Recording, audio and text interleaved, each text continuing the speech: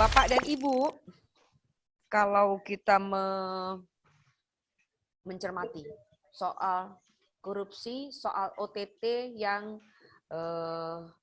terjadi belakangan ini, seperti itu ya. Saya tuh ingin tahu dari perspektifnya Pak Ardian sebagai orang yang sangat kapabel, figur yang sangat kapabel, mengetahui tentang politik, mengetahui tentang ilmu pemerintahan dan juga tentu ilmu kebijakan publik. Sebenarnya akar masalah dari korupsi itu seperti apa dan bagaimana itu bisa tidak terjadi lagi? Mungkinkah? Dua pertanyaan itu. Silakan Pak Ardian. Baik, terima kasih. Assalamualaikum warahmatullahi wabarakatuh. Waalaikumsalam. Alhamdulillah ya kita bisa bicara lagi tentang politik ini. Memang ini menarik sekali. Karena modelnya itu di awal kita, niat awal kita itu kayaknya agak melenceng gitu ya. Dulu diharapkan dengan adanya KPU yang independen ya dari berbagai macam metamorfosenya KPU itu sampai sekarang itu kita akan lebih bagus. Rupanya selaras dengan itu di luar rupanya yang diatur nggak mau diatur seperti itu. Nah ini permasalahan yang cukup ini ya, menantang ya. Kalau kita lihat memang politik itu sebenarnya merupakan satu cara ya untuk mencapai mencapai kesejahteraan yang lebih baik untuk bangsa dan negara. Namun dalam prosesnya sama seperti orang mengejar materi lah ya, kekayaan. Pertama dia haluskan orangnya masih sedikit, tapi lama-lama dengan banyaknya manusia itu, maka ya itu mulai batas antara satu dan yang lain, antara batas yang halal dan haram itu sudah menjadi tidak jelas. Ya, memang tidak jelas bukan berarti salah, bukan. Memang ada wilayah yang disebut halal haram, halal sunnah makruh mubah ya, di antara halal dan haram itu. Artinya apa? Semakin lama semakin tipis. Jadi jaraknya itu apabila hanya kita tidak mengganggu hak asasi orang. Nah itu aja. Jadi sangat sensitif sekali. Nah dalam perkembangan budaya politik ya kita lihat bisa kita bagi menjadi tiga, yaitu budaya politik parokial, budaya politik subjektif, dan budaya politik partisipatif. Kita harapkan sebenarnya di ujungnya nanti berupa budaya politik partisipatif. Kalau budaya parokial itu ya, yaitu dalam masyarakat yang dia mengandalkan pada ini budaya yang sifat kognitif, artinya itu hanya tahu saja, mereka paham saja gitu ya, mereka paham. Nah, tetapi mereka belum baru tahu, bukan berarti paham, baru mengetahui secara garis besar saja.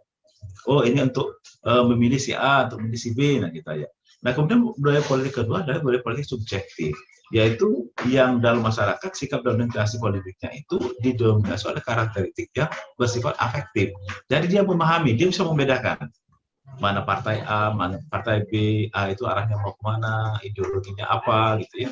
Nah kemudian yang ketiga adalah budaya politik partisipatif, yaitu mereka yang berorientasi untuk mampu memberikan evaluasi terhadap proses politik yang sedang berjalan.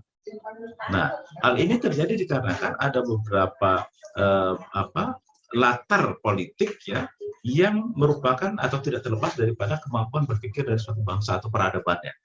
Yaitu pertama adalah yang disebut dengan orang-orang yang tradisional, yang berpikirnya tentang kekerabatan.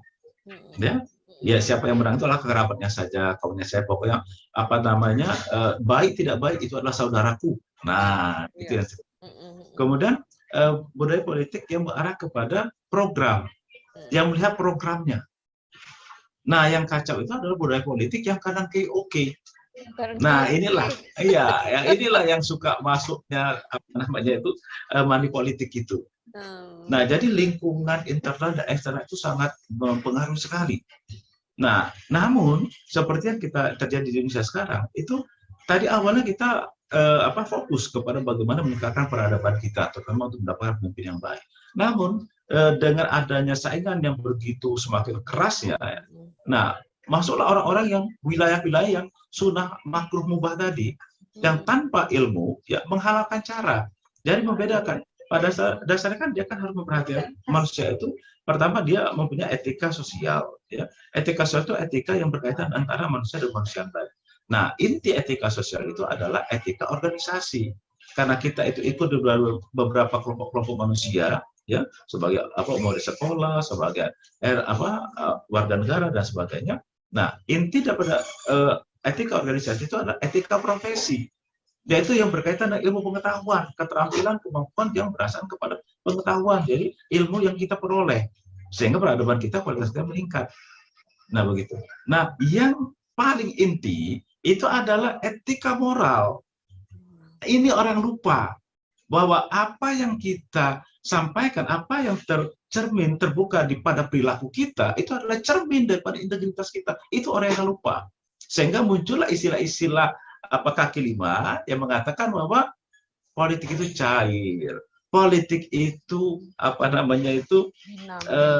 ya kita politik itu jahat, politik busuk dan sebagainya. Itu hanya muncul. Padahal itu berkaitan dengan moralnya intinya. Nah di sini ketika itu berjalan orang mengatakan tidak apa-apa kita maling, yang penting itu adalah untuk bangsa dan negara. Nah itu yang muncul. Itu akibat itu. Nah ini nih akan terjadi. Namun kalau kita lihat secara ini apa penyebab utamanya? Rupanya balik kepada yang kelompok etika tadi, yaitu masalah etika organisasinya, ya, dan etika sosial. Itu apa? Kalau kita kan sistem politik, saya melihat sistem politik kita yang harus diperhatikan sekali. Untuk saat sekarang dibanding 2003 kemarin itu kayaknya sudah berubah situasi. Bukan yang 2003 dulu adalah salah, tidak, tapi lingkungan luarnya sudah berubah. Nah ini permasalahan, sehingga dia perlu redefinisi. Tanpa redefinisi maka kita akan tambah buruk. Karena apa? Lingkungan di luar sudah menjadi buruk karena dia sudah mencampur baurkan antara tadi halal haram sudah makruh murah menjadi halal haram hantam. Tidak ada yang halal ya kecuali menang. Nah itu yang berbahaya. Itulah kira-kira gambaran sekilas. Jangan lupa subscribe, share, komen, dan like ya.